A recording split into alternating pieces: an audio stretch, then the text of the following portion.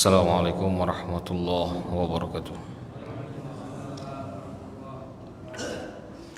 Alhamdulillah wassalatu wassalamu ala rasulillah wa ala alihi wa ashabihi wa man tabi'ahu bi ihsanin ila yaumiddin. Asyhadu an la ilaha illallah wahdahu la syarikalah wa asyhadu anna Muhammadan abduhu wa rasuluh. Allahumma salli ala Muhammadin wa ala ali Muhammad kama sallaita ala Ibrahim wa ala ali Ibrahim wa barik ala Muhammad kama barakta ala Ibrahim wa ala ali Ibrahim fil alamina innaka Hamidum Majid. Hadirin jemaah salat maghrib rahimakumullah.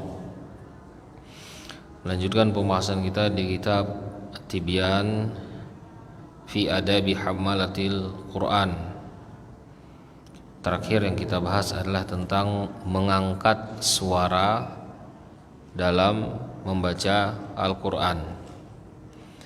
Qala Imam Nawawi berkata, hadza fadlun muhimmun yanbaghi ayyu'tana bihi.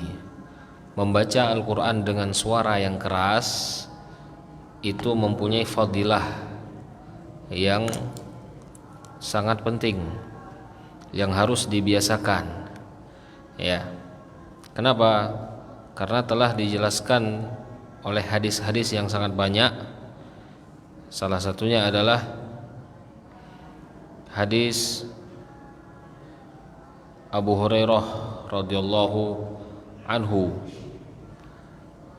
Rasulullah berkata, "Ma adzinallahu li syai'in ma adzina li nabiyyin husni saut. Yataghanna bil Qur'an yajharu bihi." Tidaklah Allah itu mengizinkan sesuatu ataupun mendengarkan sesuatu seperti Allah itu mendengarkan suara Nabi yang sangat indah, di mana dia membaca Al-Quran dengan keras dan suara yang bagus. Ini salah satu hadis diriwayatkan oleh Imam Muslim dan Imam Bukhari yang menetapkan bahwa membaca Al-Quran dengan suara itu lebih diutamakan daripada membaca qomat kamid. Ya, jadi kalau kita membaca Al-Quran, usahakan diangkat suaranya. Ya, diangkat suaranya, tapi dengan tidak mengganggu orang lain. Ya, ingat ya, tidak mengganggu orang lain. Bisa enggak Al-Quran itu mengganggu? Bisa. Ya, bukan berarti kita tidak suka dengan Al-Quran. Itu ya. Bisa jadi Al-Quran itu mengganggu. Nanti kita bahas di belakangnya. Kemudian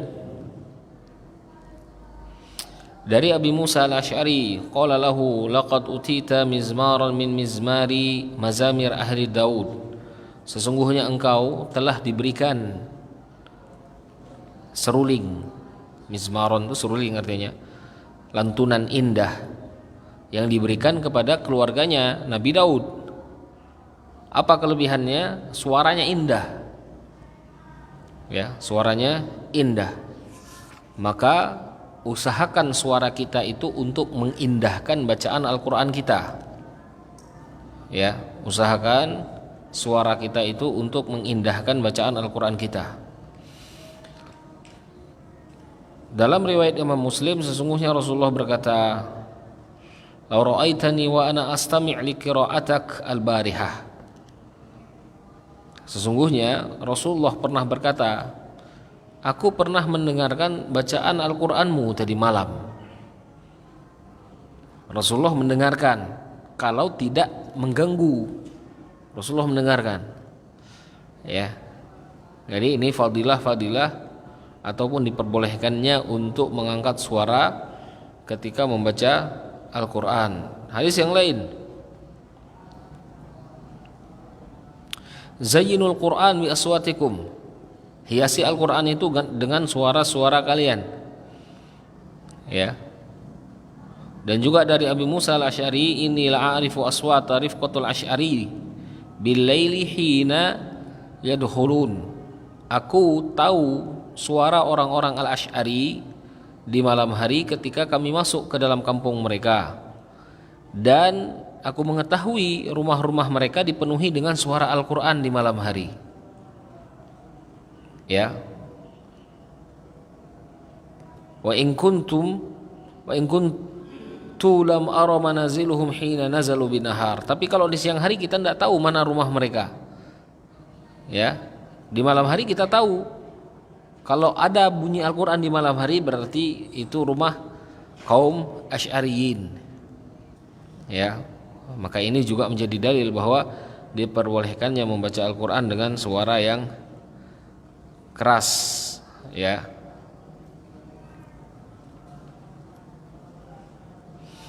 Kemudian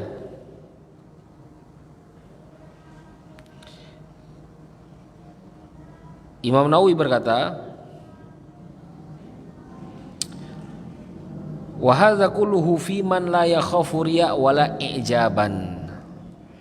Orang-orang yang mengangkat suaranya dengan membaca Al-Quran ataupun membaca Al-Quran dengan mengangkat suara ketika mereka tidak takut riya, angkat suaranya.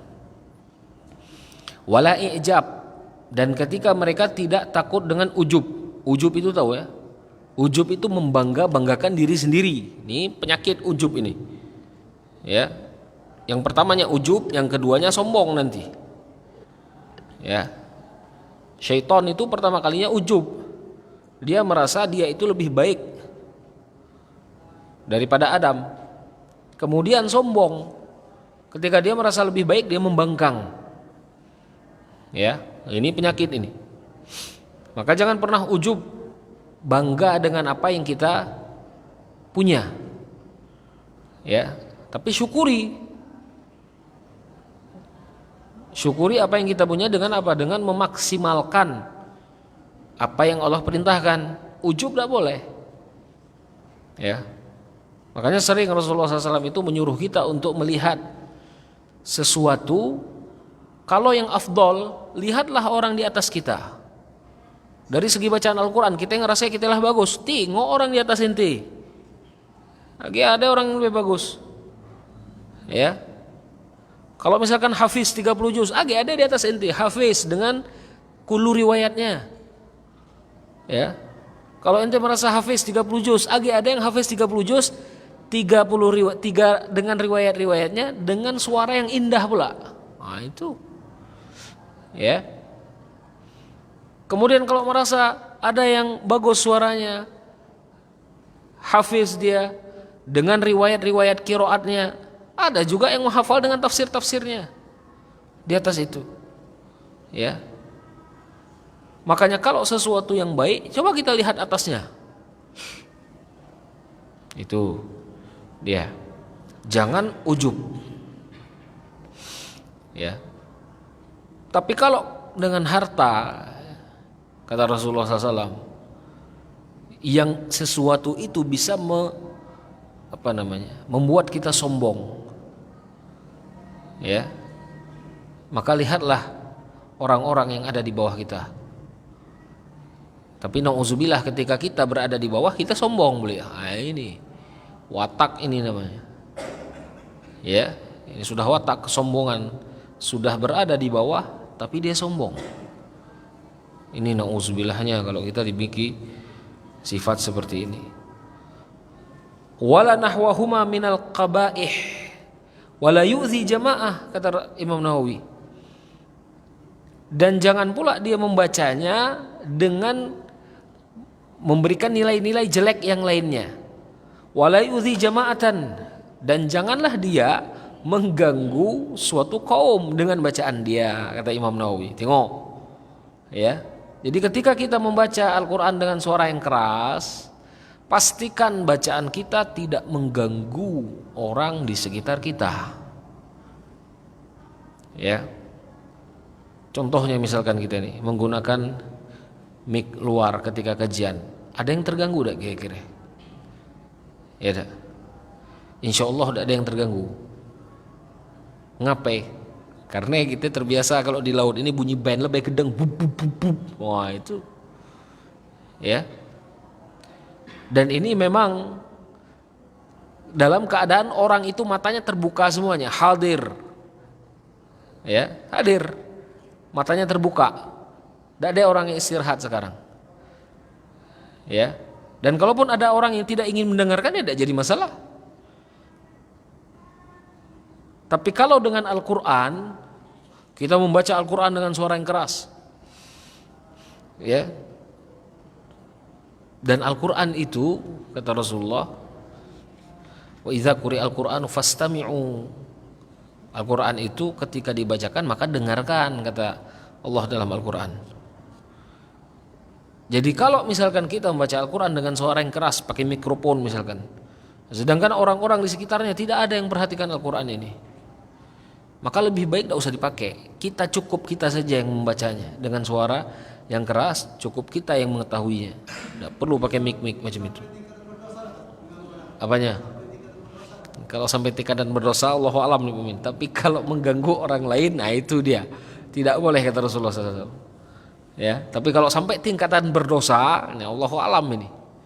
Ya, Allahu a'lam. Tapi Rasulullah pernah menegur juga. Kalau Rasulullah menegur apa artinya? Termasuk dosa kecil lah minimal. Ya, dosa kecil. Tapi kalau sudah sampai ancamannya neraka, ancamannya dicambuk, nah itu sudah dosa besar berarti. Tapi Rasulullah SAW mengancam orang yang, bukan mengancam ya, menegur. Ada seseorang ketika itu di masjid Rasulullah SAW membaca Al-Quran dengan suara yang keras. Nah ketika itu Rasulullah SAW dan sahabat yang lainnya sedang bermunajat juga, ya, sedang bermunajat. Tidak usah jauh-jauh bela. Kalau kita sholat masbuk, ya, kemudian ada yang qomat kamit, khusyuk dah kita kira-kira. Khusyuk dah? Tidak ya? Nah itulah, ya. Jadi Rasulullah pernah menegur seseorang membaca Al-Quran dengan suara yang keras sehingga mengganggu orang-orang yang lain yang sedang dalam melakukan ibadah, gitu. Nah itulah, tengok lu keadaannya macam mana.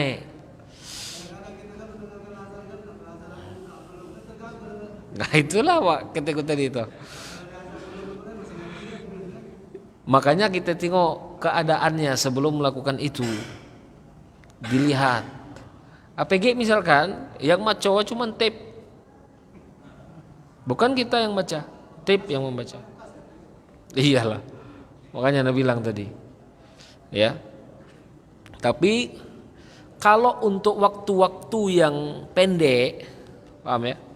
Waktu-waktu yang pendek, artinya sekitaran 5 menit, 10 menit misalkan, untuk mengajak orang itu pergi ke masjid, misalkan, ya, Allahu a'lam itu diperbolehkan, ya, Allahu a'lam itu diperbolehkan. Salah satu contohnya misalkan di pondok pesantren kita itu dulu, ya, sebelum waktu zuhur, 5 menit sebelum waktu zuhur itu ada yang membacakan Al-Quran. Muadzin yang membacakan Al-Quran dengan suara yang keras, memperingati mereka bahwasanya azan tuh sebentar lagi azan ini, ya. Tapi cara memperingatinya adalah dengan membaca Al-Quran, gitu loh, ya.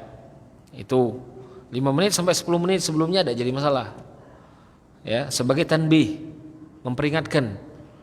Tapi bukan sebagai ibadah tauqifi, ya, maksud aku itu bukan ibadah yang harus dilakukan.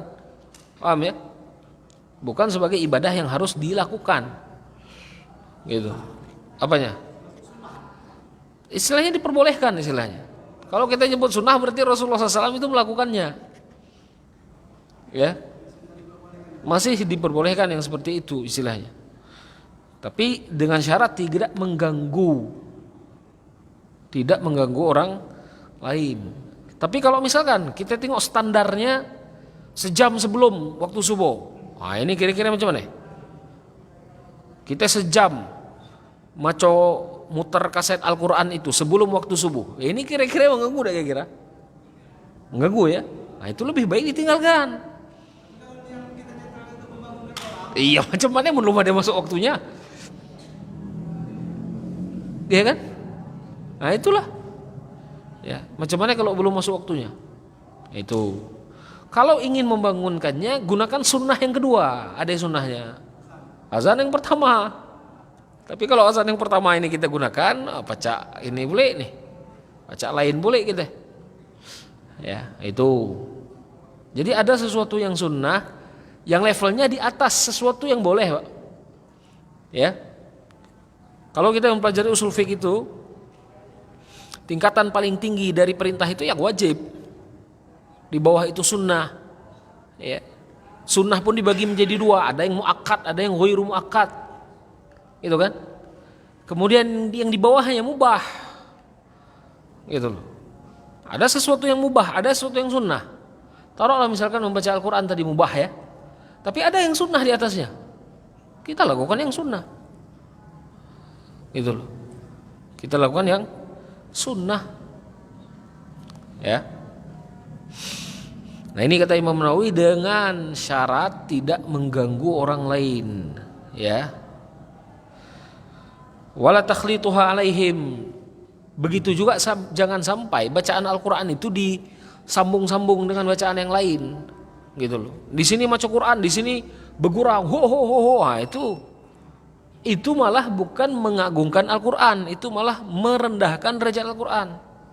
Benar enggak? Paham enggak maksudnya? Iya. Merendahkan derajat Al-Qur'an itu namanya. Ya itu makanya anak tadi, ini pula yang harus mengalah keluar. Gitu loh. Karena masjid kalau Al-Qur'an pun tidak boleh diangkat suaranya, apalagi orang bekisau di sini. Paham enggak saudaraku? Nah, itu fikihnya, Pak. Jangan kalau orang yang baca Quran ini yang diseleding. Pakai dalil boleh. Hei, kamu mengganggu kami, ente yang mengganggu yang bercakap. Ya. Nah itu. Ini Pak ilmu fikih ini pentingnya. Ya, yang kalau yang bercakap di sini ngentem aneh. Pakai dalil boleh. Bahaya ini. Ya. Ini bahaya. Ya. Jadi dilihat keadaannya. Ya. Intinya adalah membaca Al-Qur'an dengan suara yang keras itu afdol, lebih baik daripada yang qomat kamit. Qomat kamit itu cepat baca, sejos tu dak lama-lama. Kita qomat kamit baca Quran nih. Ningok be. Sebentar lagi malah pindah ke halaman selanjutnya. Ya. Apanya? Allah. Terbesit sepintas kan? Terbesit terpintas. Maka kalau terbesit sepintas itu ta'awudz, auzubillahi minasyaitonirrajim. Gitu, ya. Jangan enggak terbesit terpintas, kita ingin melakukan sesuatu yang afdal nih. Benar enggak? Kita ingin membaca Al-Qur'an dengan suara yang keras, dengan tidak mengganggu orang lain, kemudian terpintas karena membaca Al-Qur'an karena riya. Auzubillahi minasyaitonirrajim. Langsung sebut kepada Allah Subhanahu wa taala. Sebut maksudnya apa? Berbicara kita kepada Allah Subhanahu wa taala. Ya Allah, aku membaca Al-Qur'an ini ingin mengikuti sunnah Rasulmu, sehingga menghilangkan keraguan-raguan besitan setan tadi karena riya melakukan ini. Itu ya. Jadi seperti itu. Orang itu tahu mana riya mana tidak, tahu ciri, Pak. Ya. Bagaimana ciri-cirinya? Keadaan dia dalam sendiri dan keadaan dia dalam ramai. Keciri. Kalau dalam keadaan ramai, bagus baca, tapi dalam keadaan sendiri tidur. Sudahlah itu. Itu bisa kita menilainya. Tapi kalau kita dalam keadaan sendiri ada terbesit set, misalkan ya, padahal kita dalam keadaan sendiri, itu setan itu, gitu, ya. Kemudian Imam Nawawi menyebutkan waqad naqala an jama'atin minas salaf ikhtiyarul ikhfa. Ada sebagian kabar juga dari orang-orang salaf, mereka lebih memilih ikhfa. Ikhfa itu apa artinya? Mengecilkan suara mereka. Li khaufihim, ditakutkan karena mereka itu takut riya tadi, ya. Kemudian ditakutkan bacaan mereka itu mengganggu orang lain, itu juga. Jadi perkara ini luas. Menyesuaikan, ngepir lah istilah. Ya, keadaan, sesuaikan dengan keadaan. Gitu loh. Sesuaikan dengan keadaan. Dari A'mash, ya. A'mash seorang tabi'in hafiz arif bil qiraat. Amash ini seorang hafiz Quran, seorang alim dengan qiraat Al-Quran. Apa kata beliau? Dakhaltu ala Ibrahim, aku masuk ke rumahnya Ibrahim. Wa huwa yaqra al-mushaf, dia sedang membaca mushaf.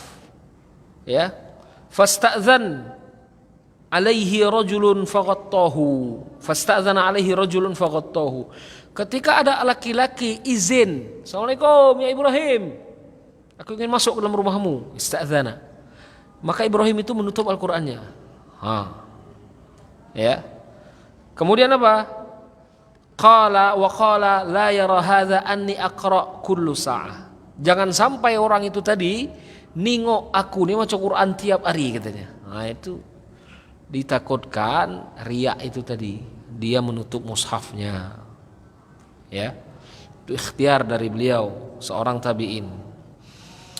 Kemudian riwayat yang kedua, an Abi Aliyah, kuntu jalisan ma'a ashabi Rasulullah sallallahu alaihi wasallam faqala rajulun qara'tu al-laila kadza faqalu hadza hazzuka minhu. Aku bersama sahabat Rasulullah sallallahu alaihi wasallam duduk. Kemudian ada laki-laki, qara'tu al-laila hakadza. Aku membaca di malam hari seperti ini.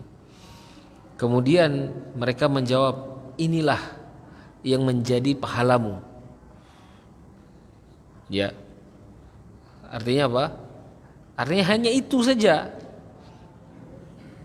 Ditakutkan sifat riya itu tadi, maka dia kecilkan suaranya.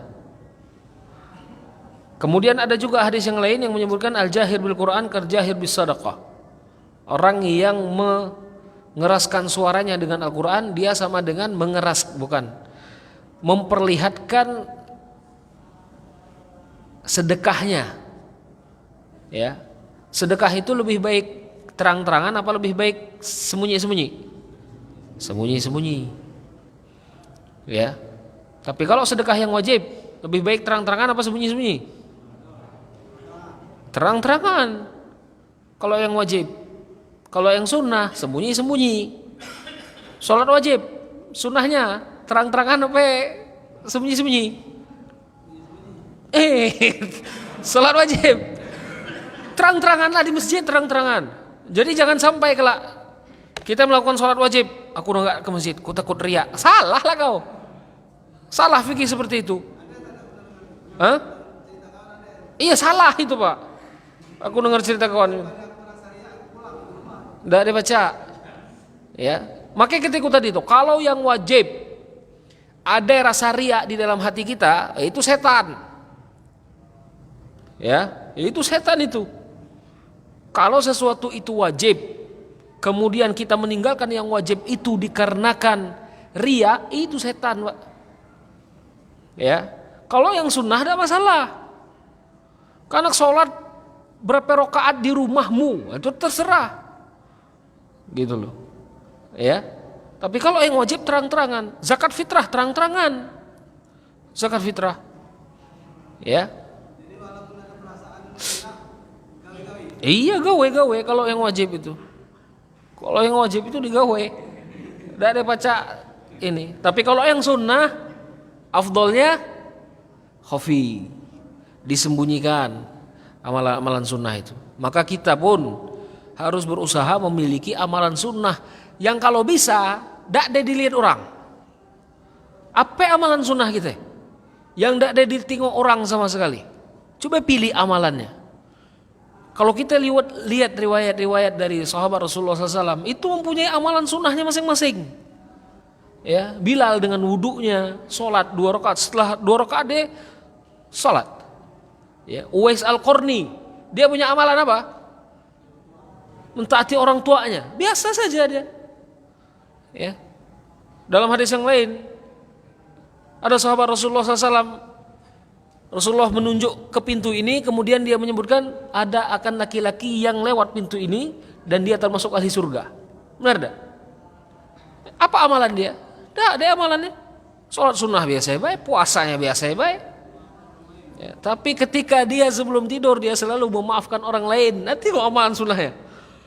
Ya, Jadi dari sekian banyak amalan kita ini, ya, coba kita itu mempunyai amalan sunnah juga, ya, kita mempunyai amalan sunnah juga, yang hanya kita dengan Allah Subhanahu Wa Taala yang tahu. Coba macam itu, ya. Kalau misalkan kita itu tidak kuat tahajud karena kita begawe dari pagi sampai siang untuk ini misalkan, cari amalan yang lain. Mungkin kita sisipkan waktu istirahat kita itu untuk sujud kepada Allah Subhanahu Wa Taala. Itu dia, ya. Ini salah satu perkataan pimpinan pendiri pondok pesantren, ya, pendiri pondok pesantren anak itu. Kalau orang lain itu banyak torikotnya. Torikot itu kan cara mendekatkan diri kepada Allah Subhanahu Wa Taala. Maka torikohku mendekatkan diri kepada Allah adalah dengan mengajar, kata beliau. Ya, nah itu kata beliau. Kalaupun tidak ada orang yang mendengarkan, maka aku akan mengajarkan dengan tulisanku. Itu tulisan pendiri pondok itu, ya. Nah ini, dan itu amalan beliau. Dan sampai sekarang kitab-kitab tulisan beliau dipelajari, ya. Nengok kitab, aku baru beli kitab tuh. Ada kitab akidah, ada kitab tauhid. Nah, tengoklah, baca ada kitab macam, ya, itu, gitu loh. Jadi kita harus mempunyai amalan yang sunnah, yang hanya Allah dengan kita saja yang mengetahui, ya. Aku nyebut tidak wajib, ya, cuman minimal kita harus punya. Gitu loh. Apa yang kita mampu? Kita mampu dengan harta kita, ya sudah dengan harta kita. Kita tidak mampu dengan harta kita dengan ilmu kita. Kita tidak mampu dengan ilmu kita misalkan dengan kebaikan-kebaikan yang kita punya. Gitu loh. Ya, ini seperti itu. Maka di sini Rasulullah SAW menyebutkan apa? Orang yang membaca Al-Quran terang-terangan seperti membaca Al-Quran seperti orang yang bersedekah terang-terangan. Ya, jadi seperti itu. Apakah sedekah yang terang-terangan ditolak Allah Subhanahu Wa Taala? Tidak ditolak, tetap Allah terima. Cuman ada riwayat dari Ibnu Abbas, dari Imam Qurtubi, riwayat dari Ibnu Abbas bahwasanya orang yang mengeluarkan sedekah dengan sembunyi-sembunyi, ya, derajatnya 70 lebih besar daripada orang yang mengeluarkan sedekah terang-terangan. Nah, itu dia, ya. Jadi seperti itu.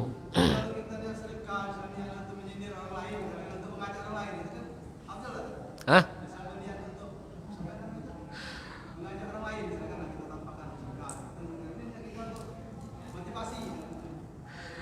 Apa ya maksudnya? Boleh tidak?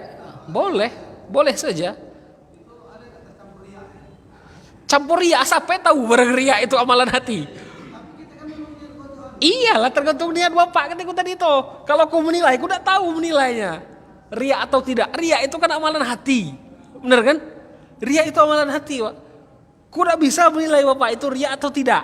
Hamaikan orang-orang di sini nih. Ada yang duduk itu karena ini, ada yang duduk karena ini, ada yang duduk karena ini. Baca tidak aku ngecek ya? Tidak baca.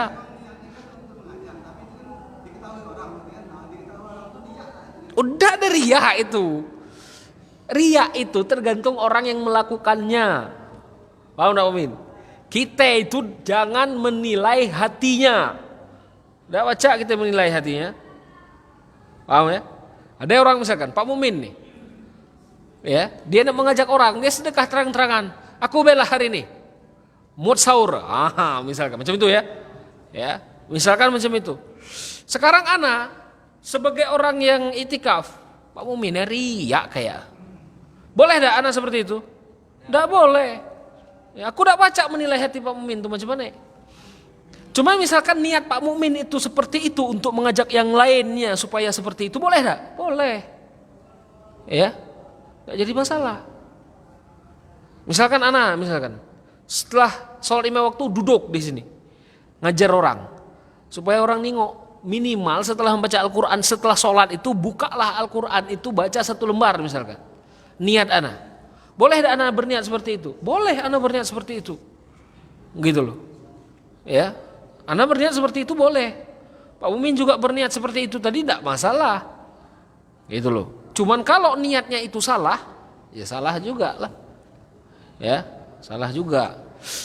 Cuman kalau afdol mana? Afdolnya lebih baik jangan tahu orang. Ya, lebih baik jangan tahu orang lain. Gitu loh. Jangan sasak kita ngajak orang misalkan, biarkanlah. Ya. Jadi seperti itu.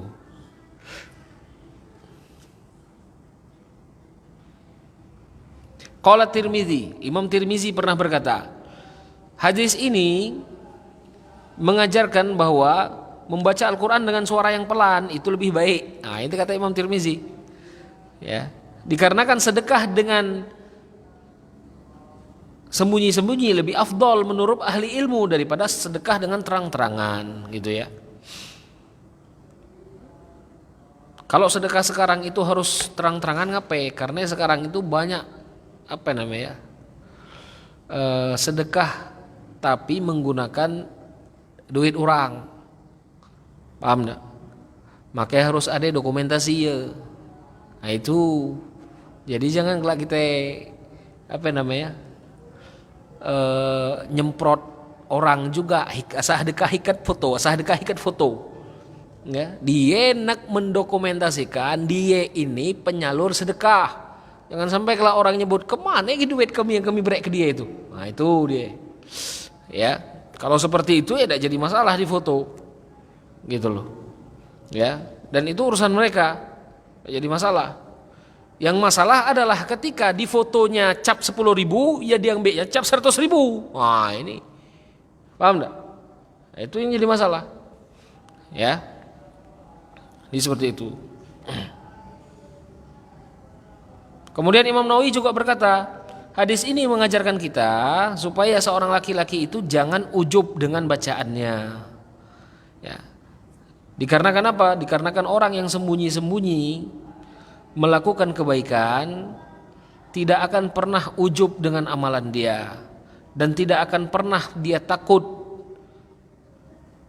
ketika dia mengamalkannya dengan terang-terangan. Kalau terang-terangan tuh banyak takut lah. Takut orang mikir nih, takut orang mikir itu. Tapi kalau dengan sembunyi-sembunyi itu tadi aman dia. Ya, jadi kultu, nah ini perkataan Imam Nawawi. Kullu hadza muwafaq lima taqaddama taqrir fi awwalihi al-fadl min at-tafsil. Wa in khafa bi sababil jahr syai'an mimma yukrahu illam yajhar fa illam yakhaf istahabbal jahr. Maka semua ini tergantung kepada orang yang membaca. Kalau orang yang membaca itu dia melihat membaca Al-Quran dengan suara yang keras itu mempunyai fadilah, dan dia tidak takut riya apa sebagainya, dan dia tidak mengganggu orang lain, itu lebih baik. Tapi kalau dia takut riya, dia takut orang lain itu mengganggu orang lain dalam bacaannya, maka harus dipelankan. Minimal kita baik yang mendengarkan. Ya. Kalau misalkan zalikal kitabul la raiba fih, tinggi kan tempo, agak mengganggu orang lain kan, pelankan sedikit. Zalikal kitabul la raiba fih, kita baik yang mendengarkan. Itu kan pajak disetel yang macam ini nih. Tidak ada perlu diperdebatkan, pajak disetel. Ya.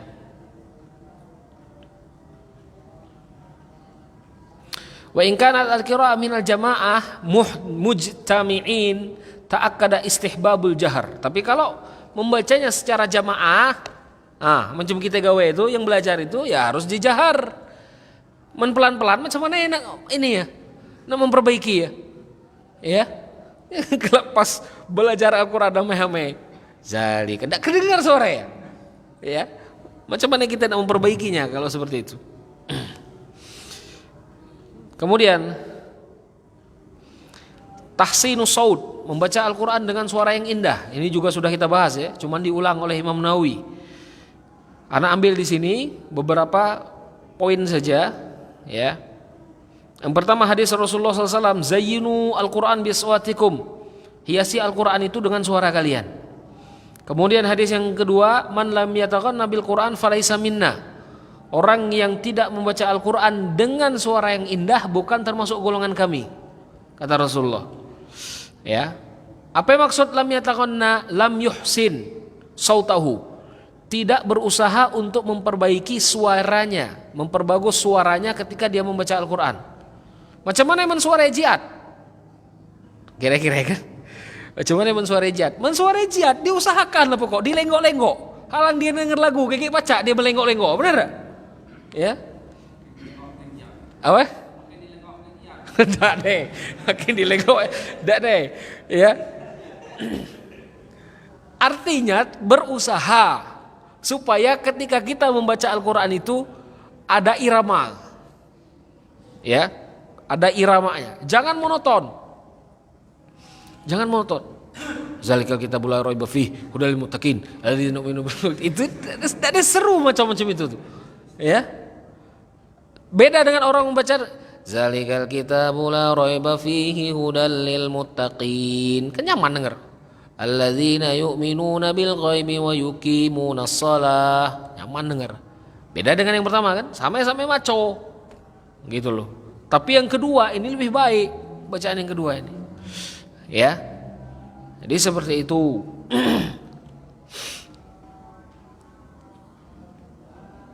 Kemudian Barra bin Azib berkata, Sami'tu Nabiyya qara'a al-isya bi wat-tini waz-zaitun fama sami'tu ahadan ahsana sautan minhu. Ya, Rasulullah ketika mengimami salat Isya membaca wat-tini waz-zaitun, dan aku tidak mendengarkan seorang yang membaca dengan suara yang seindah Rasulullah. Artinya indah suara Rasulullah SAW itu. Tapi memperindah bacaan Al-Quran jangan sampai berlebih-lebihan. Kamu ada ini yang dibuat-buat. Tajwidnya hang, hilang. Bismillah. Apa ini? Ya, hilang tajwidnya. Gitu loh. Hanya untuk enak didengar saja. Aku kayak gatel bila mendengar imam macam ini. Ya, ngapet tajwid hilang. Gitu loh. Makanya kalau kita mempelajari ilmu bacaan Al-Quran itu tajwidnya dulu, baru suaranya. Gitu loh. Ya, baru suaranya. Tajwidnya dulu dipahami. Banyak dah ilmu. Banyak ilmu ini. Ya. Jadi kalau kita malas baiklah sudahlah. Tapi kalau kita usahakan sedikit demi sedikit, nah insya Allah lah. Walaupun tidak ada selevel Syekh Sudes, jadi masalah wah. Level kita baik baca. Ya. Jadi seperti itu. Wa qala Syafi'i fi mawdi' akrahuha, aku benci. Kata Imam Syafi'i, aku benci orang-orang yang membaca Al-Qur'an itu dengan ditambah-tambah. Apa yang ditambah-tambah? Tajwid. Ya, tajwid kacau. Hanya untuk suaranya indah, tajwidnya kacau. Ya. Kemudian